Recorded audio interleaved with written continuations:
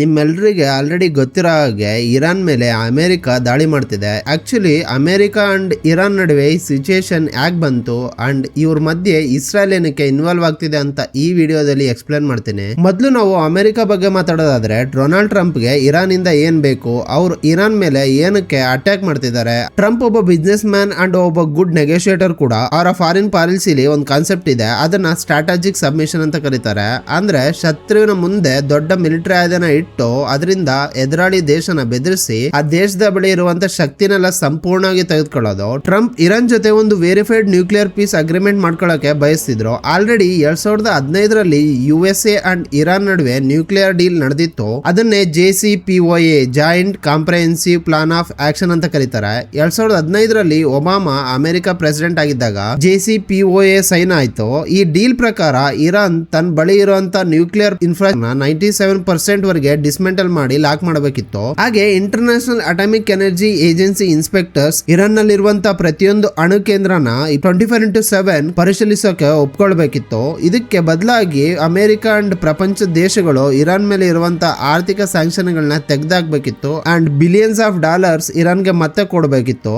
ಇದು 2015ರ ಡೀಲ್. ಆದ್ರೆ ಆಗ ಟ್ರಂಪ್ ಗೆ ಈ ಡೀಲ್ ಇಷ್ಟ ಆಗಿರ್ಲಿಲ್ಲ. ಟ್ರಂಪ್ ಈ ಡೀಲ್ ನ the worst deal ever negotiated ಅಂತ ಹೇಳಿದ್ರು. ಅಂದ್ರೆ ಇತಿಹಾಸದಲ್ಲಿ ಇದಕ್ಕಿಂತ ಕೆಟ್ಟ ಡೀಲ್ ಇಲ್ಲ ಅಂತ ಹೇಳಿದ್ರು. ಯಾಕಂದ್ರೆ ಇದರಲ್ಲಿ ಸನ್ಸೆಟ್ ಕ್ಲಾಸಸ್ ಇದ್ವು. ಅಂದ್ರೆ ಈ ಡೀಲ್ 10-15 ವರ್ಷಗಳ ಆದ್ಮೇಲೆ ಎಕ್ಸ್ಪೈರ್ ಆಗ್ತಿತ್ತು. ನಂತರ ಇರಾನ್ ಮತ್ತೆ ನ್ಯೂಕ್ಲಿಯರ್ ಬಾಂಬ್ ಗಳನ್ನ ತಯಾರಿಸಬಹುದಿತ್ತು. ಹಾಗೆ ಈ ಡೀಲ್ ಇರಾನ್ ನ ನಾರ್ಮಲ್ ಮಿಸೈಲ್ ತಯಾರಿಸದಂತೆ ನಿಲ್ಲಿಸಲಿಲ್ಲ and Hezbollah and Hamas terrorist ಗುಂಪುಗಳಿಗೆ ಫಂಡ್ಸ್ ಕೊಡದಂತೆ ಕೂಡ ನಿಲ್ಲಿಸಲಿಲ್ಲ. ಅಗ್ರಿಮೆಂಟ್ ಸ್ಟ್ರಿಕ್ಟ್ ಆಗಿಲ್ಲ ಅಂತ ಟ್ರಂಪ್ ಹೇಳಿದ್ರು. ಆದ್ರಿಂದ ಟ್ರಂಪ್ ಪ್ರೆಸಿಡೆಂಟ್ ಆದ ನಂತರ 2018ರಲ್ಲಿ ಈ ಅಗ್ರಿಮೆಂಟ್ ಇಂದ ಅಮೆರಿಕ ಹೊರಗೆ ಬರುತ್ತೆ. ಮತ್ತೆ ಇರಾನ್ ಮೇಲೆ ಎಕ್ಸ್ಟ್ರೀಮ್ ಸ್ಯಾಂಕ್ಷನ್ ಗಳನ್ನ ಹಾಕ್ತಾರೆ. ಹಿಂಗೆ ಇರಾನ್ ಮೇಲೆ ಪ್ರೆಷರ್ ಆಗ್ತಾ ಹೋದ್ರೆ ಇರಾನ್ ಮತ್ತೆ ಟ್ರಂಪ್ ಗೆ ಇಷ್ಟ ಆಗೋ ತರ ಅಗ್ರಿಮೆಂಟ್ ಮಾಡ್ಕೊಳ್ಳುತ್ತೆ ಅಂತ ಟ್ರಂಪ್ ಅನ್ಕೊಂಡಿದ್ರು. ಆದ್ರೆ ಇರಾನ್ ಟ್ರಂಪ್ ಮತ್ ಕೇಳಿಲ್ಲ. ನಾವು ಸ್ಯಾಂಕ್ಷನ್ ಗಳಿಗೆ ಸಿದ್ಧವಾಗಿದ್ದೀವಿ, ಆದ್ರೆ ನೀವು ಹೇಳಿದಕ್ಕೆಲ್ಲ ನಾವು ಒಪ್ಕೊಳ್ಳೋದಿಲ್ಲ ಅಂತ ಇರಾನ್ ಹೇಳುತ್ತೆ. ಆ ಟೈಮ್ ಇಂದ ಅಮೆರಿಕ ಅಂಡ್ ಇರಾನ್ ನಡುವೆ ಚಿಕ್ಕದಾಗಿ ಯುದ್ಧ ನಡೀತಲೇ ಇತ್ತು. 2025ಕ್ಕೆ ಬಂದಾಗ ಅದು ಪೀಕ್ ತಲುಪುತ್ತೆ. ನ್ಯೂಕ್ಲಿಯರ್ ಬಾಂಬ್ ತಯಾರಿಸಕ್ಕೆ ಯುರೇನಿಯಂ ಬೇಕು ಅಂಡ್ ಯುರೇನಿಯಂ ಇಂದ ವಿದ್ಯುತ್ ಅಂಡ್ ನ್ಯೂಕ್ಲಿಯರ್ ಬಾಂಬ್ ಎರಡು ಕೂಡ ತಯಾರಿಸಬಹುದು. ಮಣ್ಣಿಂದ ಯುರೇನಿಯಂ ನ ಫಿಲ್ಟರ್ ಮಾಡಕ್ಕೆ ಬಹಳ ವರ್ಷಗಳು ಬೇಕಾಗುತ್ತೆ. ಆದ್ರಿಂದ ಇರಾನ್ ಬಹಳ ಕಾಲದಿಂದ ಯುರೇನಿಯಂ ಫಿಲ್ಟರ್ ನ ಮಾಡ್ತಾನೆ ಇದೆ. 2025ಕ್ಕೆ ಬಂದಾಗ ಇರಾನ್ ಯುರೇನಿಯಂ ನ ಪೂರ್ಣವಾಗಿ ಫಿಲ್ಟರ್ ಮಾಡೋ ಹಂತಕ್ಕೆ ಬಂದಿದೆ. ಅಷ್ಟರಲ್ಲಿ ಟ್ರಂಪ್ ಮತ್ತೆ ಪ್ರೆಸಿಡೆಂಟ್ ಆಗ್ತಾರೆ. ಈ ಬಾರಿ ಟ್ರಂಪ್ ಆಗದಂತ ಕಂಡೀಷನ್ ಏನಂತಂದ್ರೆ ಇರಾನ್ ಬಳಿ 1% ಯುರೇನಿಯಂ ಕೂಡ ಇರಬಾರ್ದು ಅಂತಾರೆ. ಕನಿಷ್ಠ ವಿದ್ಯುತ್ ಉತ್ಪಾದಿಸಕ್ ಕೂಡ ಯುರೇನಿಯಂ ಬಳಸಬಾರ್ದು ಅಂತ ಹೇಳ್ತಾರೆ. ಆದ್ರೆ ಇರಾನ್ ಅದಕ್ಕೆ ಒಪ್ಕೊಳ್ಳೋದಿಲ್ಲ. ಅಸ್ಲಿಗೆ ನಮ್ ದೇಶದ ಮೇಲೆ ನಿಮ್ಗೆ ಇಷ್ಟ ಬಂದಾಗೆ ಹೊಸ ರೂಲ್ಸ್ ಹಾಕೋದಂದ್ರೆ ಏನರ್ಥ, ನಾವು ನಮ್ಗೆ ಇಷ್ಟವಾದಂಗ್ ಮಾಡ್ತೇವೆ ಅಂತ ಏನಾನ್ ಹೇಳುತ್ತೆ. ಇದರಿಂದ ಅಮೆರಿಕ ಮಿಲಿಟರಿ ಇರಾನ್ ಮೇಲೆ ಅಟ್ಯಾಕ್ ಸ್ಟಾರ್ಟ್ ಮಾಡುತ್ತೆ. ಜೂನ್ 2025ರಲ್ಲಿ America operation midnight hammer ಅನ್ನ ಲಾಂಚ್ ಮಾಡುತ್ತೆ. ಇರಾನ್ ನ ಟಾಪ್ ಸೀಕ್ರೆಟ್ ನ್ಯೂಕ್ಲಿಯರ್ ಸೈಟ್ಸ್ ಆಗಿರುವಂತಹ ಫೋರ್ಡೋ, ನತಾಜ್, ಇಸ್ಫಹಾನ್ ಮೇಲೆ ಬಾಂಬ್ಗಳನ್ನ ಹಾಕುತ್ತೆ. ಟ್ರಂಪ್ ಜಗತ್ತಿಗೆ ಏನ್ ಹೇಳ್ತಾರಂದ್ರೆ, ನಾನು ಇರಾನ್ ನ್ಯೂಕ್ಲಿಯರ್ ಪ್ರೋಗ್ರಾಮ್ ನ ಬಾಂಬ್ ಹಾಕಿ ಸಂಪೂರ್ಣ ನಾಶ ಮಾಡಿದಾನೆ ಅಂತ ಹೇಳ್ತಾರೆ. ಆದ್ರೆ ಇಂಟೆಲಿಜೆನ್ಸ್ ಏಜೆನ್ಸಿಗಳು ಏನ್ ಹೇಳ್ತವೆ ಅಂತಂದ್ರೆ, ಡ್ಯಾಮೇಜ್ ಆಗಿರೋದು ನಿಜ, ಆದ್ರೆ ಆ ಪ್ರೋಗ್ರಾಮ್ 1 ಅಥವಾ 2 ವರ್ಷ ಡಿಲೇ ಆಗುತ್ತೆ ಅಷ್ಟೇ ಅಂತ. ಈಗ ಇರಾನ್ 60% ಯುರೇನಿಯಂ ಎನ್ರಿಚ್ಮೆಂಟ್ ದಾಟಿದೆ. ಬಾಂಬ್ ತಯಾರಿಸಕ್ಕೆ ತುಂಬಾ ಹತ್ರದಲ್ಲಿದೆ. ಅದಕ್ಕಾಗಿ 2026ರಲ್ಲಿ ಟ್ರಂಪ್ ಮತ್ತೆ ದಾಳಿ ಮಾಡಕ್ ಸ್ಟಾರ್ಟ್ ಮಾಡಿದ್ದಾರೆ. ಇಲ್ಲಿ ಇರಾನ್ ನ್ಯೂಕ್ಲಿಯರ್ ಬಾಂಬ್ ತಯಾರಿಸಿದ್ರೆ ಟ್ರಂಪ್ ಗಾಗ ನಷ್ಟ ಏನು, ಅಮೆರಿಕಾಗಂತ ನಷ್ಟ ಏನು? Reason number 1, loss to Donald Trump, personal and political. Trump ಯಾವಾಗ್ಲೂ ತನ್ನ ಬಗ್ಗೆ I am the ultimate deal maker ಅಂತ ಹೇಳ್ಕೊಳ್ತಿರ್ತಾರೆ. ಅವರು ಮ್ಯಾಕ್ಸಿಮಮ್ ಪ್ರೆಷರ್ ಎಂಬ ಸ್ಟ್ರಾಟಜಿನ ಬಳಸ್ತಾರೆ. ಆದ್ರೆ ಇರಾನ್ ಆ ಪ್ರೆಷರ್ ನ ತಾಳಿ ಬಾಂಬ್ ತಯಾರಿಸಿದ್ರೆ ಅದು ಟ್ರಂಪ್ ಗೆ ಅವ್ರ ಕೆರಿಯರ್ ಅಲ್ಲಿ ಅತಿ ದೊಡ್ಡ ಫೇಲಿಯರ್ ಆಗುತ್ತೆ. ಅವ್ರ ಬೆದರಿಕೆಗಳು ಕೆಲಸ ಮಾಡಲಿಲ್ಲ ಅಂತ ಜಗತ್ತಿಗೆಲ್ಲ ಗೊತ್ತಾಗುತ್ತೆ. Reason number 2, loss to USA. ಇದು ತುಂಬಾ ಭಯಾನಕ ಪರಿಸ್ಥಿತಿ. ಇರಾನ್ ಬಳಿ ಅಣುಬಾಂಬ್ ಬಂದ್ರೆ ಮಿಡ್ಲ್ ಈಸ್ಟ್ ಅಲ್ಲಿ ಒಂದು ದೊಡ್ಡ ಆರ್ಮ್ಸ್ ರೇಸ್ ಸ್ಟಾರ್ಟ್ ಆಗುತ್ತೆ. ಸೌದಿ ಅರೇಬಿಯಾ ಸುಮ್ಮನಿರುತ್ತಾ ಇಲ್ಲ, ನನ್ನ ಶತ್ರು ದೇಶದ ಬಳಿ ಬಾಂಬ್ ಇದೆ, ನನಗೂ ಬೇಕು ಅಂತ ಅವರು ಕೂಡ ಆರಂಭಿಸ್ತಾರೆ. ಅದಾದ ನಂತರ ಈಜಿಪ್ಟ್, ನಂತರ ಟರ್ಕಿ, ಮಿಡ್ಲ್ ಈಸ್ಟ್ ಸಂಪೂರ್ಣವಾಗಿ ನ್ಯೂಕ್ಲಿಯರ್ ಬಾಂಬ್ ಗಳಿಂದ ತುಂಬುತ್ತೆ. ಎಲ್ಲಿ ಚಿಕ್ಕ ಜಗಳವಾದ್ರೂ ಜಗತ್ತೇ ಸಂಪೂರ್ಣವಾಗಿ ಬೂದಿ ಆಗಬಹುದು. ಹಾಗೆ ಇರಾನ್ ಈಗ ICBMS ಅಂದ್ರೆ ಇಂಟರ್ ಕಾಂಟಿನೆಂಟಲ್ ಬ್ಯಾಲಿಸ್ಟಿಕ್ ಮಿಸೈಲ್ ತಯಾರಿಸಿದೆ. ಇವು ಅಮೆರಿಕದ ಮೇನ್ ಲ್ಯಾಂಡ್ ನ ಕೂಡ ಹಿಟ್ ಮಾಡೋ ಸಾಮರ್ಥ್ಯ ಹೊಂದಿದಾವೆ. ಇರಾನ್ ಬಳಿ ಬಾಂಬ್ ಇದ್ರೆ ಮಿಡಲ್ ಈಸ್ಟ್ ಅಲ್ಲಿ ಅಮೆರಿಕ ಪ್ರಭುತ್ವ ನಡ್ಸಕ್ ಆಗೋದಿಲ್ಲ. ಮಿಡಲ್ ಈಸ್ಟ್ ಅಲ್ಲಿ ಇರೋ ಅಮೆರಿಕ ಬೇಸ್ ಗಳನ್ನ ಕಾಪಾಡ್ಕೊಳಕ್ ಆಗೋದಿಲ್ಲ. ಅದಕ್ಕಾಗಿ ಟ್ರಂಪ್ ಈಗ ರೆಜಿಮೆ ಚೇಂಜ್ ಅಂದ್ರೆ ಸರ್ಕಾರನೇ ಕೆಡುವ ಬಗ್ಗೆ ಯೋಚನೆ ಮಾಡ್ತಿದ್ದಾರೆ. ಅವ್ರು ಬದಲಾಗದಿದ್ರೆ ಅವ್ರ ಸರ್ಕಾರನೇ ಬದಲಾಯಿಸಬೇಕಂತ ಪ್ಲಾನ್ ಮಾಡ್ತಿದ್ದಾರೆ. ಇದಿಷ್ಟು ಅಮೆರಿಕ ಬಗ್ಗೆ. ಈಗ ಇಸ್ರೇಲ್ ಏನಕ್ಕೆ ಇರಾನ್ ಮೇಲೆ ಅಟ್ಯಾಕ್ ಮಾಡ್ಬೇಕಂತ ಅನ್ಕೊಂತಿದೆ ಅಂತಂದ್ರೆ, ಟ್ರಂಪ್ ಗೆ ಇದು ಪವರ್ ಗೇಮ್ ಆದ್ರೆ ಇಸ್ರೇಲ್ ಗೆ ಇದು ಪ್ರಾಣ ಉಳಿಸ್ಕೊಳ್ಳೋ ಗೇಮ್. ಇಸ್ರೇಲ್ ಮಿಡ್ಲ್ ಈಸ್ಟ್ ನಲ್ಲಿರೋ ಏಕೈಕ ನ್ಯೂಕ್ಲಿಯರ್ ಆರ್ಮ್ಡ್ ಕಂಟ್ರಿ. ಈ ಈ ನ್ಯೂಕ್ಲಿಯರ್ ಮೊನೋಪೊಲಿ ಕಾರಣದಿಂದ ಸುತ್ತ ಇರೋ ಅರಬ್ ದೇಶಗಳು ಇಸ್ರೇಲ್ ಜೊತೆ ಯುದ್ಧ ಮಾಡಕ್ ಭಯ ಪಡ್ತಿದಾವೆ. ಆದ್ರೆ ಇರಾನ್ ಕೈಗೆ ನ್ಯೂಕ್ಲಿಯರ್ ಬಾಂಬ್ ಬಂದ್ರೆ ಇಸ್ರೇಲ್ ತನ್ನ ಅಲ್ಟಿಮೇಟ್ ಇನ್ಶೂರೆನ್ಸ್ ಪಾಲಿಸಿ ನ ಕಳೆದುಕೊಳ್ಳುತ್ತೆ. ಅದಕ್ಕಾಗಿ ಇಸ್ರೇಲ್ PM ನೆತನ್ಯಾಹು ಇರಾನ್ ನ ನ್ಯೂಕ್ಲಿಯರ್ ಫೆಸಿಲಿಟೀಸ್ ನ ಸಂಪೂರ್ಣವಾಗಿ ನಾಶ ಮಾಡಬೇಕಂತ ಯೋಚಿಸ್ತಿದ್ದಾರೆ. ಇನ್ನೊಂದು ಮುಖ್ಯ ಕಾರಣ ಏನಂತಂದ್ರೆ ಪ್ರಿವೆಂಟಿವ್ ಡಿಫೆನ್ಸ್. ಹಲವಾರು ವರ್ಷಗಳಿಂದ ಇಸ್ರೇಲ್ ಅಂಡ್ ಇರಾನ್ ದೇಶಗಳ ಮಧ್ಯೆ ಪ್ರಾಕ್ಸಿ ವಾರ್ಸ್ ನಡೀತಿದ್ದಾವೆ. ಇರಾನ್ ಅಜ್ಬುಲ್ಲಾ, ಹಮಾಸ್, ಹೌತೀಸ್ ಎಂಬ ಗುಂಪುಗಳಿಗೆ ಆಯುಧಗಳನ್ನ ಸಪ್ಲೈ ಮಾಡ್ತಿದೆ ಅಂಡ್ ಇಂಡೈರೆಕ್ಟ್ ಆಗಿ ಅವ್ರ ಮೂಲಕ ಇಸ್ರೇಲ್ ಜೊತೆಗೆ ಯುದ್ಧ ಮಾಡಿಸ್ತಿದೆ. ಇಂಥ ಪ್ರಾಕ್ಸಿ ವಾರ್ಸ್ ಇನ್ನೆಷ್ಟು ದಿನ ಮಾಡ್ಬೇಕಂತ ಇಸ್ರೇಲ್ ತನ್ನ ಮಿಲಿಟರಿ ಸಿದ್ಧಾಂತನ ಬದಲಿಸಿ ಅವ್ರು ತಮ್ಮ ಮೇಲೆ ದಾಳಿ ಮಾಡುವವರೆಗೂ ನಾವು ಕಾಯಬಾರ್ದು, ಅವ್ರ ಮಿಸೈಲ್ ಪ್ರೊಡಕ್ಷನ್ ಲೈನ್ಸ್ ನ ಮೊದಲೇ ನಾಶ ಮಾಡಬೇಕಂತ ತೀರ್ಮಾನಿಸುತ್ತೆ.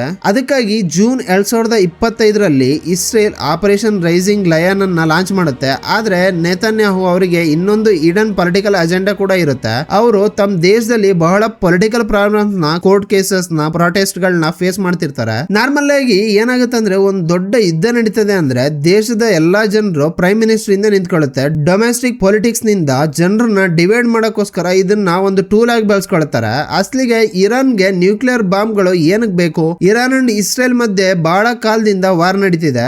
ಇಸ್ರೇಲ್ ದೇಶ ಪಾಲೆಸ್ಟೈನ್ ದೇಶನ ಆಕ್ರಮಿಸಿ ಪಾಲೆಸ್ಟೈನ್ರನ್ನ ಇಸ್ರೇಲ್ ದಮನ ಮಾಡ್ತಿದೆ ಅಂತ ಇರಾನ್ ನಂಬ್ತಿದೆ. ಅದಕ್ಕಾಗಿ ಇರಾನ್ 1950ರ ದಶಕದಿಂದಲೇ ಪಾಲೆಸ್ಟೈನ್ರಿಗೆ ಸಪೋರ್ಟ್ ಮಾಡ್ತಿದೆ. ಅಂದ್ರೆ ಪಾಲೆಸ್ಟೈನ್ ದೇಶದ ನಿರ್ಮಾಣಕ್ಕೆ ಇರಾನ್ ಸಪೋರ್ಟ್ ಮಾಡ್ತಿರೋದ್ರಿಂದ ಇರಾನ್ ಅಂಡ್ ಇಸ್ರೇಲ್ ಮಧ್ಯೆ ಶತ್ರುತ್ವ ಜಾಸ್ತಿ ಆಗ್ತಾನೆ ಬಂದಿದೆ.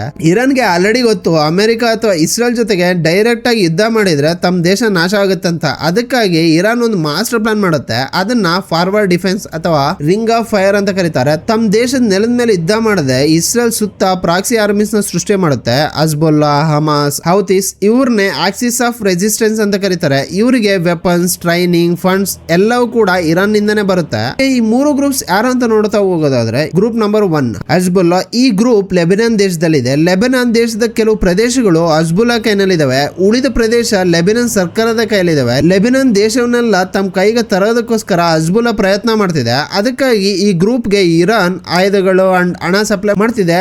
ಅದಕ್ಕೆ ಬದಲಾಗಿ ಈ ಗ್ರೂಪ್ ಇರಾನ್ ಶತ್ರು ದೇಶವಾದಂತ ಇಸ್ರೇಲ್ ಮೇಲೆ ಕೆಲವೊಮ್ಮೆ ರಾಕೆಟ್ ದಾಳಿಗಳು ಮಾಡ್ತಿದೆ. ಒಂದ್ಸರಿ ಈ ಇಂಟರ್ನ್ಯಾಷನಲ್ ಕಂಟ್ರೀಸ್ ಗಳೆಲ್ಲವೂ ಸೇರ್ಕೊಂಡು ನೀವೇನಕ್ಕೆ ಇಸ್ರೇಲ್ ಮೇಲೆ ದಾಳಿ ಮಾಡ್ತಿದ್ದೀರ ಅಂತ ಕೇಳಿದ್ರೆ ಇರಾನ್ ಹೆಸರು ಹೇಳ್ದಲೆ ಪಾಲೆಸ್ಟೈನ್ ಸ್ವಾತಂತ್ರ್ಯ ತರೋದಕ್ಕೋಸ್ಕರ ಇಸ್ರೇಲ್ ಮೇಲೆ ದಾಳಿ ಮಾಡ್ತಿದೀವಿ ಅಂತ ಅಜ್ಬುಲ್ಲಾ ಹೇಳ್ತಿದೆ. Group number 2 Hamas. ಈ ಗ್ರೂಪ್ ಗಾಜಾದಲ್ಲಿದೆ. ಇಸ್ರೇಲ್ ಇಂದ ಪಾಲೆಸ್ಟೈನ್ಗೆ ಸ್ವಾತಂತ್ರ್ಯ ತರೋದೇ ಇವರ ಅಬ್ಜೆಕ್ಟಿವ್. ಅದಕ್ಕಾಗಿ ಇವರಿಗೆ ಇರಾನ್ ಹಣ ಅಂಡ್ ಆಯುಧಗಳನ್ನ ಸಪ್ಲೈ ಮಾಡ್ತಿದೆ. Group number 3 ಹೌತೀಸ್. ಇವರು ಇಸ್ರೇಲ್ ಇಂದ ತುಂಬಾ ದೂರವಾದ ಪ್ರದೇಶ ಆಗಿರುವಂತ ಯಮನ್ ದೇಶದಲ್ಲಿರ್ತಾರೆ. ಇವರು ಯಮನ್ ನಲ್ಲಿ ಉತ್ತರ ಭಾಗವನ್ನು ಕ್ಯಾಪ್ಚರ್ ಮಾಡಿದ್ದಾರೆ. ಯಮನ್ ದೇಶವನ್ನೆಲ್ಲ ಕ್ಯಾಪ್ಚರ್ ಮಾಡೋದು ಇವರ ಆಬ್ಜೆಕ್ಟಿವ್. ಅದಕ್ಕಾಗಿ ಇರಾನ್ ಇವರಿಗೆ ಹಣ ಅಂಡ್ ಆಯುಧಗಳನ್ನ ಸಪ್ಲೈ ಮಾಡ್ತಿದೆ. ಬದಲಾಗಿ ಇರಾನ್ಗೆ ಸಪೋರ್ಟ್ ಆಗಿ ಇಸ್ರೇಲ್ ಮೇಲೆ ಕೆಲವೊಂದ್ಸರಿ ಮಿಸೈಲ್ ಗಳನ್ನ ಹಾಕ್ತಾರೆ. ಹೌತೀಸ್ಗೆ ಇರುವಂತಹ ಒಂದು ಅಡ್ವಾಂಟೇಜ್ ಏನಂದ್ರೆ ಇವರು ರೆಡ್ ಸಿಗೆ ತುಂಬಾ ಹತ್ತಿರದಲ್ಲಿರ್ತಾರೆ. ಆದ್ರಿಂದ ಯಾವುದೇ ದೇಶ ಇರಾನ್ ಮೇಲೆ ಅಟ್ಯಾಕ್ ಮಾಡಿದ್ರೆ ಆ ದೇಶಕ್ಕೆ ಸೇರಿದಂತ ಶಿಪ್ಗಳನ್ನೆಲ್ಲ ರೆಡ್ ಸಿಯಲ್ಲಿ ಹೋಗಕ್ ಬಿಡೋದಿಲ್ಲ ಅಂತ ಬೆದರಿಸ್ತಾರೆ. ಒಂದ್ ವೇಳೆ ಹೋದ್ರೆ ಆ ಶಿಪ್ಗಳನ್ನ ನಾಶ ಮಾಡ್ತೇವೆ ಅಂತ ಕೂಡ ಬೆದರಿಸ್ತಾರೆ. ಹೀಗಾಗಿ ಈ ರೀತಿಯಾಗಿ ಇರಾನ್ಗೆ 3 ಪ್ರಾಕ್ಸಿ ಆರ್ಮೀಸ್ ಇದಾವೆ. ಕೆಲವು ವರ್ಷಗಳಿಂದ ಇಸ್ರೇಲ್ ಇಂಥ ಪ್ರಾಕ್ಸಿ ಆರ್ಮೀಸ್ ಜೊತೆ ಯುದ್ಧ ಮಾಡಿ ಸೋತಿದೆ. ಅದಕ್ಕಾಗಿ ತನ್ನ ಸ್ಟ್ರಾಟಜಿನ ಬದಲಿಸಿ 2025ರಿಂದ ಡೈರೆಕ್ಟ್ ಆಗಿ ಇರಾನ್ ಮೇಲೆ ಮಿಸೈಲ್ ಕಳ್ಸಕ್ ಸ್ಟಾರ್ಟ್ ಮಾಡುತ್ತೆ. ಇಲ್ಲಿ ಇನ್ನೊಂದು ದೊಡ್ಡ ಪ್ರಶ್ನೆ ಏನಂತಂದ್ರೆ ಅರಬ್ ದೇಶಗಳು ಅಂದ್ರೆ ಮಿಡ್ಲ್ ಈಸ್ಟ್ ದೇಶಗಳು ಇರಾನ್ ನ ಏನಕ್ಕೆ ಶತ್ರುವಾಗಿ ನೋಡ್ತಿದ್ದೇವೆ ಅಂತ. ಹಾಗೆ ಇರಾನ್ ಅರಬ್ ದೇಶಗಳನ್ನ ಕೂಡ ಏನಕ್ಕೆ ಶತ್ರುವಾಗಿ ನೋಡ್ತಿದೆ ಅಂತಂದ್ರೆ ಬಹಳ ಜನ ಏನ್ ಅನ್ಕೊಳ್ತಾರೆ ಅಂತಂದ್ರೆ ಇರಾನ್ ಎಲ್ರಿಗೂ ಶತ್ರು ದೇಶ ಅಂತ. ಆದ್ರೆ ಅದು ಸುಳ್ಳು. ಸಿರಿಯಾ ಅಂಡ್ ಇರಾಕ್ ಜೊತೆ ಇರಾನ್ಗೆ ಒಳ್ಳೆ ಸಂಬಂಧಗಳಿದಾವೆ. ಆದ್ರೆ ಸೌದಿ ಅರೇಬಿಯಾ, UAE, ಜಾರ್ಡನ್ ದೇಶಗಳ ಜೊತೆ ಇರಾನ್ಗೆ ಕೋಲ್ಡ್ ವಾರ್ ನಡೀತಾನೆ ಇರುತ್ತೆ. ಯಾಕಂದ್ರೆ reason number 1 export of the revolution. 1979ರಲ್ಲಿ ಇರಾನ್ ಅಲ್ಲಿ ಇಸ್ಲಾಮಿಕ್ ರೆವಲ್ಯೂಷನ್ ನಡೆಯುತ್ತೆ. ಆನಂತರ ಅವರು ತಮ್ಮ ಸಂವಿಧಾನದಲ್ಲಿ ಒಂದು ಸೆಂಟೆನ್ಸ್ ಬರ್ಕೋತಾರೆ. ಅದೇನಂದ್ರೆ ನಮ್ ಇಸ್ಲಾಮಿಕ್ ರೆವಲ್ಯೂಷನ್ ನ ಪ್ರಪಂಚಾದ್ಯಂತ ಹರಡಿಸ್ತೇವೆ ಅಂತ. ಇದನ್ನ ಕೇಳಿಸ್ಕೊಂಡಂತ ಅರಬ್ ರಾಜರು ಭಯಪಟ್ಟು ಇವರು ನಮ್ ಕುರ್ಚಿಗಳನ್ನೆಲ್ಲ ಕಸಿದ್ಕೊಳ್ತಾರಂತ ಇರಾನ್ ನ ಶತ್ರುವಾಗಿ ನೋಡಕ್ ಪ್ರಾರಂಭಿಸ್ತಾರೆ. ರೀಸನ್ ನಂಬರ್ 2 ಶಿಯಾ ಸುನ್ನಿ ಡಿವೈಡ್. ಮಿಡಲ್ ಈಸ್ಟ್ ಅಲ್ಲಿ ಇದೇ ದೊಡ್ಡ ಪ್ರಾಬ್ಲಮ್. ಇರಾನ್ ಅಲ್ಲಿ ಹೆಚ್ಚಾಗಿ ಶಿಯಾ ಮುಸ್ಲಿಮ್ಸ್ ಇರ್ತಾರೆ ಅಂಡ್ ಸೌದಿ ಅರೇಬಿಯಾದಲ್ಲಿ ಹೆಚ್ಚಾಗಿ ಸುನ್ನಿ ಮುಸ್ಲಿಮ್ಸ್ ಇರ್ತಾರೆ. ಶಿಯಾ ಅಂಡ್ ಸನ್ನಿ ಮಧ್ಯೆ ಬಹಳ ಕಾಲದಿಂದ ಧಾರ್ಮಿಕ ವಿವಾದಗಳಿದಾವೆ. ಈ ಕಾರಣದಿಂದ ಆ ಧರ್ಮದವರು ಹೆಚ್ಚಾಗಿರುವಂತಹ ದೇಶಗಳ ನಡುವೆ ಶತ್ರುತ್ವ ಉಂಟಾಗುತ್ತೆ. Reason number 4 threat to stability society and economy. Egypt and Jordan ದೇಶಗಳು ಟೂರಿಸಂ ಅಂಡ್ ಇನ್ವೆಸ್ಟ್ಮೆಂಟ್ ಮೇಲೆ ಬದುಕ್ತಿದಾವೆ. ಆದ್ರೆ ಇರಾನ್ ಫಂಡಿಂಗ್ ನೀಡುವಂತ ಗ್ರೂಪ್ಸ್ ಕಾರಣದಿಂದ ಮಿಡಲ್ ಈಸ್ಟ್ ಯಾವಾಗ್ಲೂ ಯುದ್ಧಗಳಿಂದಾನೇ ಉರಿತಿರುತ್ತೆ. ಇಲ್ಲಿ ಇರಾನ್ ಬಳಿ ನ್ಯೂಕ್ಲಿಯರ್ ಬಾಂಬ್ ಬಂದ್ರೆ ಅರಬ್ ದೇಶಗಳು ಬಾಂಬ್ ತಯಾರಿಸಬೇಕಾಗುತ್ತೆ. ಆಗ ಆ ಪ್ರದೇಶ ಪ್ರಪಂಚದಲ್ಲಿ ಅತ್ಯಂತ ಅಪಾಯಕರ ಸ್ಥಳವಾಗ್ಬಿಡುತ್ತೆ. ಅಸ್ಲಿಗೆ ಇರಾನ್ ಒಳಗಡೆ ಏನ್ ನಡೀತಿದೆ ಅಂಡ್ ಇರಾನ್ ಸರ್ಕಾರ ಹೇಗಿದೆ ಅಂತ ನೋಡ್ತಾ ಹೋಗೋದಾದ್ರೆ, ಇರಾನ್ ಸಾಮಾನ್ಯ ಡೆಮೊಕ್ರೆಟಿಕ್ ದೇಶ ಅಲ್ಲ. ಇಲ್ಲಿ ವೆಲಾಯತೆ ಫಕಿ ಅಂದ್ರೆ guardianship of the Islamic tourist ಎಂಬ ಒಂದು ಸಿಸ್ಟಮ್ ಇದೆ. ಅಂದ್ರೆ ಇಡೀ ದೇಶನೆಲ್ಲ ಧಾರ್ಮಿಕ ನಾಯಕರು ಆಡಳಿತ ಮಾಡ್ತಾರೆ. ಆ ಅಧಿಕಾರವನ್ನ ದೇವರು ಕೊಟ್ಟಿದ್ದಾರೆ ಅಂತ ಅವ್ರು ನಂಬ್ತಾರೆ. ದಿ ಸುಪ್ರೀಂ ಲೀಡರ್, ಈಗ ಇವರು ಅಲೀಂ ಕಮನಿಯಾ, ಇವ್ರನ್ನ ಜನರು ಆಯ್ಕೆ ಮಾಡೋದಿಲ್ಲ, ಒಂದ್ ಧಾರ್ಮಿಕ ನಾಯಕರುಳ್ಳ ಕಮಿಟಿ ಇವ್ರನ್ನ ಆಯ್ಕೆ ಮಾಡುತ್ತೆ. ಇವ್ರ ಕೈಯಲ್ಲೇ ಮಿಲಿಟರಿ, ಪೊಲೀಸ್, ಜುಡಿಷಿಯರಿ, ಮೀಡಿಯಾ ಎಲ್ಲಾನು ಇರುತ್ತೆ. ಪ್ರೆಸಿಡೆಂಟ್ ಕೇವಲ ಒಂದು ಟಿವಿಯಲ್ಲಿ ಕಾಣಿಸುವಂತ ಒಂದು ಗೊಂಬೆ ತರ ಅಷ್ಟೇ ಇರ್ತಾರೆ. ಬಟ್ ಹಿಂದ್ಗಡೆ ಪವರ್ ಸುಪ್ರೀಂ ಲೀಡರ್ ಕೈಯಲ್ಲಿರುತ್ತೆ. Number 2 guardians council. ಇದು 12 ಜನರು ಇರ್ತಕ್ಕಂತ ಒಂದು ಧಾರ್ಮಿಕ ನಾಯಕರ ಗುಂಪಾಗಿರುತ್ತೆ. ಜನರು ಆಯ್ಕೆ ಮಾಡಿದಂತ ಪಾರ್ಲಿಮೆಂಟ್ ಯಾವುದೇ ಹೊಸ ಕಾನೂನು ಪಾಸ್ ಮಾಡಿದ್ರೆ ಆ ಕಾನೂನು ಇಸ್ಲಾಂ ಧರ್ಮಕ್ಕೆ ವಿರೋಧ ಅಂತ ಅನ್ಸಿದ್ರೆ ಈ 12 ಜನ ತಕ್ಷಣ ಆ ಕಾನೂನ ರದ್ದು ಮಾಡ್ತಾರೆ. ಹಾಗೆ ಪ್ರೆಸಿಡೆಂಟ್ ಅಥವಾ MP ಎಲೆಕ್ಷನ್ ಅಲ್ಲಿ ನಿಲ್ಬೇಕಂದ್ರೆ ಈ 12 ಜನ ಏನಿದಾರಲ್ಲ ಗ್ರೂಪ್ ಅಲ್ಲಿ, ಸೊ ಈ 12 ಜನರ ಅಪ್ರೂವಲ್ ಕೂಡ ಬೇಕಾಗಿರುತ್ತೆ. ಸರ್ಕಾರಕ್ಕೆ ಯಾರು ನಿಷ್ಠೆಯಿಂದ ವರ್ಕ್ ಮಾಡ್ತಾರೆ ಅನ್ಸ್ತಾರೋ ಅವ್ರನ್ನ ಮಾತ್ರ ಈ ಎಲೆಕ್ಷನ್ ಗೆ ನಿಲ್ಲಕ್ ಬಿಡ್ತಾರೆ. Number 3 the morality police. ಇದು ತುಂಬಾ ಭಯಾನಕವಾದ ಪೊಲೀಸ್ ಫೋರ್ಸ್. ಇವ್ರ ಕೆಲಸ ಏನಂತಂದ್ರೆ ಜನರು ಇಸ್ಲಾಮಿಕ್ ಪದ್ಧತಿಲಿ ಬದುಕ್ತಿದಾರ ಇಲ್ವಾ ಅಂತ ಚೆಕ್ ಮಾಡೋದು ಅಂಡ್ ಮುಖ್ಯವಾಗಿ ಮಹಿಳೆಯರು ಹಿಜಾಬ್ ಸರಿಯಾಗಿ ಧರಿಸಿದಾರ ಇಲ್ವಾ ಅಂತ ಚೆಕ್ ಮಾಡಿ ಅವ್ರು ಏನಾದ್ರೂ ಸರಿಯಾಗಿ ಧರಿಸಿಲ್ಲ ಅಂದ್ರೆ ಅವರಿಗೆ ಟಾರ್ಚರ್ ಮಾಡೋದೇ ಇವ್ರ ಕೆಲಸ. ಈ ಮಾರಾಲಿಟಿ ಪೊಲೀಸ್ ಮಾಡಿದಂತ ಒಂದು ಘಟನೆಗೆ 2022ರಲ್ಲಿ ಇರಾನ್ ಅಲ್ಲಿ ದೊಡ್ಡ ಪ್ರತಿಭಟನೆಗಳು ನಡೀತವೆ. ಸೆಪ್ಟೆಂಬರ್ 2022ರಲ್ಲಿ ಮಾನ್ಸಾ ಅಮೀನ್ ಎಂಬ ಒಂದು 22 ವರ್ಷದ ಒಬ್ಬ ಹುಡುಗಿ ತನ್ನ ಫ್ಯಾಮಿಲಿಯೊಂದಿಗೆ ತೆಹರಾನ್ ಅಲ್ಲಿ ಸುತ್ತಾಡ್ತಿರ್ತಾಳೆ. ಮೆಟ್ರೋ ಸ್ಟೇಷನ್ ಹತ್ರ ನಡೆದುಕೊಂಡು ಹೋಗ್ತಿರುವಾಗ ಮಾರಾಲಿಟಿ ಪೊಲೀಸ್ ಅವಳನ್ನ ಅಡ್ಗಾಡ್ತಾರೆ. ಏನಕ್ಕಂದ್ರೆ ಅವಳು ಧರಿಸಿದಂತ ಹಿಜಾಬ್ ಸ್ವಲ್ಪ ತಲೆ ಕೂದಲು ಹೊರ ಕಾಣ್ತಿತ್ತು ಅಷ್ಟೇ. ಅವಳನ್ನ ಬಲವಂತವಾಗಿ ಪೊಲೀಸ್ ವ್ಯಾನ್ಗೆ ಹಾಕಿ ರಿ ಎಜುಕೇಶನ್ ಸೆಂಟರ್ ಕರ್ಕೊಂಡು ಹೋಗ್ತಾರೆ. 3 ದಿನ ಆದ್ಮೇಲೆ ಅವ್ರು ಸತ್ತೋದ್ರು ಅಂತ ಪೊಲೀಸರು ಪ್ರಕಟಿಸ್ತಾರೆ. ಇರಾನ್ ಸರ್ಕಾರ ಟಿವಿಲಿ ಬಂದು ಏನ್ ಹೇಳುತ್ತಂದ್ರೆ ಅವಳು 8 ವರ್ಷಗಳ ವಯಸ್ಸಲ್ಲೇ ಬ್ರೈನ್ ಟ್ಯೂಮರ್ ಆಪರೇಷನ್ ಮಾಡಿಸ್ಕೊಂಡಿದ್ಲು. ಈಗ ಅದು ಹಠಾತ್ ಹಾರ್ಟ್ ಅಟ್ಯಾಕ್ ಆಗಿ ಬದಲಾಗಿ ಅವಳು ಸತ್ತೋದ್ಲು ಅಂತ ಒಂದು ಫೇಕ್ CCTV ಫೋಟೋಸ್ ನ ಕೂಡ ರಿಲೀಸ್ ಮಾಡ್ತಾರೆ. ಆದ್ರೆ ಅವಳನ್ನ ಕರ್ಕೊಂಡು ಹೋದಂತ ಪೊಲೀಸ್ ವ್ಯಾನ್ ನಲ್ಲಿ ಇದ್ದಂತ ಐ ವಿಟ್ನೆಸ್ ಗಳು ಹೊರಗೆ ಬಂದು ನಿಜ ಹೇಳ್ತಾರೆ. ಪೊಲೀಸ್ನವರು ಅವಳನ್ನ ತಲೆಗೆ ಹೊಡೆದಿದ್ರು ಅಂತ. And doctor and UN mission ಗಳು ಕೂಡ ಆ ಮೆಡಿಕಲ್ ಸ್ಕ್ಯಾನ್ ಗಳನ್ನ ಲೀಕ್ ಮಾಡ್ತಾರೆ. ಅದರಲ್ಲೇ ಸ್ಪಷ್ಟವಾಗಿ ಬಂದ್ಬಿಡುತ್ತೆ ಅವಳ ತಲೆ ಗಾಯಗಳಾಗಿರೋದ್ರಿಂದ ಬೋನ್ ಫ್ರಾಕ್ಚರ್ ಆಗಿದಾವೆ. ಸೊ ಈ ಬೋನ್ ಫ್ರಾಕ್ಚರ್ ಗಳ ಕಾರಣದಿಂದ ಅವಳು ಸತ್ತಿದ್ದಾಳೆ, ಹಾರ್ಟ್ ಅಟ್ಯಾಕ್ ಇಂದ ಅಲ್ಲ ಅಂತ. ಈ ನ್ಯೂಸ್ ಹೊರಗೆ ಬಂದಾದ್ಮೇಲೆ ಮಹಿಳೆಯರೆಲ್ಲರೂ ಸೇರಿ ರಸ್ತೆಗಿಳಿತಾರೆ. ಅವ್ರು ತಮ್ಮ ಹಿಜಾಮಗಳನ್ನೆಲ್ಲ ತೆಗೆದು ಬೆಂಕಿಗೆ ಹಾಕ್ತಾರೆ ಅಂಡ್ ತಮ್ಮ ಕೂದಲುಗಳನ್ನ ಪಬ್ಲಿಕ್ ಆಗಿ ಓಪನ್ ಆಗಿ ಬಿಟ್ಕೊಂಡು ಕತ್ತರಿಸ್ಕೊಂಡು ಹೊರಗೆ ನಡೀತಾರೆ. ಜನ್ ಜಿಂದಾಗಿ ಆಜಾದಿ ಅಂದ್ರೆ ವುಮೆನ್ ಲೈಫ್ ಫ್ರೀಡಮ್ ಎಂಬ ಒಂದು ಸ್ಲೋಗನ್ ಗಳೊಂದಿಗೆ ಇರಾನ್ ಪೂರ್ತಿಯಾಗಿ ಮಾರ್ಪಾಡಾಗುತ್ತೆ. ಸರ್ಕಾರ ಅವ್ರ ಮೇಲೆ ಗನ್ಗಳಿಂದ ಗುಂಡಾರಿಸುತ್ತೆ, ಕ್ರೇನ್ಗಳ ಮೇಲೆ ಉರಿ ಹಾಕುತ್ತೆ. ಆದ್ರೂ ಜನರು ಪ್ರತಿಭಟನೆಗಳನ್ನ ನಿಲ್ಸೋದೇ ಇಲ್ಲ. ಮೂವ್ಮೆಂಟ್ 2025-26 ಬಂದಾಗ ಒಂದು ದೊಡ್ಡ ಸುನಾಮಿಯಾಗಿ ಮಾರ್ಪಾಟಾಗುತ್ತೆ. ಇರಾನ್ ನಲ್ಲಿ ಪ್ರೊಟೆಸ್ಟ್ ಗಳು ಕೇವಲ ಹಿಜಾಬ್ ಬಗ್ಗೆ ಮಾತ್ರ ಅಲ್ಲದೆ ಅವರ ಬದುಕಿನ ಬಗ್ಗೆ ಕೂಡ ನಡೀತವೆ. ಇರಾನ್ ಎಕಾನಮಿ ಸಂಪೂರ್ಣವಾಗಿ ಕುಸಿದ್ಬಿಡುತ್ತೆ. ಇರಾನ್ ಕರೆನ್ಸಿ ಕೂಡ ಕುಸಿತಾ ಹೋಗುತ್ತೆ. ಒಂದು US ಡಾಲರ್ ಸುಮಾರು 1.42 ಮಿಲಿಯನ್ಸ್ ಆಫ್ ರಿಯಾಲ್ಸ್ ಆಗ್ಬಿಡುತ್ತೆ. ಫುಡ್ ಐಟಮ್ಸ್ ರೇಟ್ಸ್ ಎಲ್ಲ 70% ಹೆಚ್ಚಾಗ್ತವೆ. ಜನರಿಗೆ ತಿನ್ನೋಕು ಏನ್ ಹೇಳ್ದಂಗ ಆಗುತ್ತೆ. ಅಂಡ್ ಜನರು ರಸ್ತೆಗಿಳಿದು ಬಂದು ನೀವು ಇಸ್ರೇಲ್ ನ ದಾಳಿ ಮಾಡೋಕ್ಕೋಸ್ಕರ ಬಿಲಿಯನ್ ಗಳಷ್ಟು ಖರ್ಚು ಮಾಡ್ತಿದ್ದೀರಿ, ಆದ್ರೆ ನಾವಿಲ್ಲಿ ಹೊಟ್ಟೆ ಹಸಿವಿಂದ ಸಾಯ್ತಿದೀವಿ, ನಮ್ಗೆ ಈ ಥಿಯೋಕ್ರೆಟಿಕ್ ರೋಲ್ ಬೇಡ, ನಮ್ಗೆ ಡೆಮೋಕ್ರಸಿ ಬೇಕು ಅಂತ ತಿರುಗಿ ಬೀಳ್ತಾರೆ. ಸೊ ಇರಾನ್ ಸರ್ಕಾರ ಈ ಕುರ್ಚಿ ಹೋಗ್ಬೋದು ಅಂತ ತಕ್ಷಣ ಇರಾನ್ ನ ತನ್ನ ಎಲ್ಲಾ ಮಿಲಿಟರಿನ ಅಲ್ಲಿ ಗಿಳಿಸುತ್ತೆ.